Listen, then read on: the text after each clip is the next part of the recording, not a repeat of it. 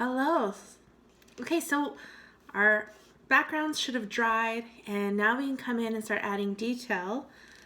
This is where we're going to use some of our Q-tips in the paint.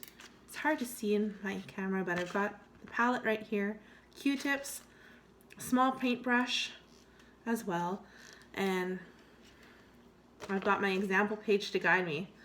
So this is going to take lots of layers and time and enjoyment, and you can just start coming in with different shades, and you can work on getting your moon in. And if the blues, anything's showing through that you don't like, then you can just come through and you can add some white details around it to make it brighter. And you can even come in with some blue again later if you feel like you've got too much going on.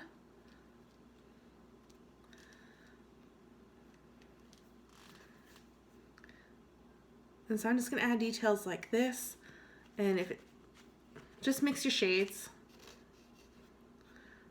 So you can mix some yellow and white, get a light yellow. And I'm going to come in with dark color. I'm going to come get my tree started.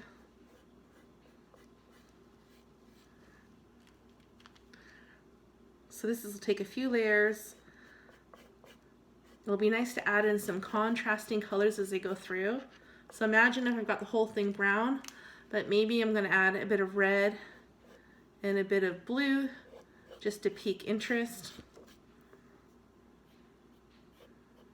When it dries, I'll come in and add another layer.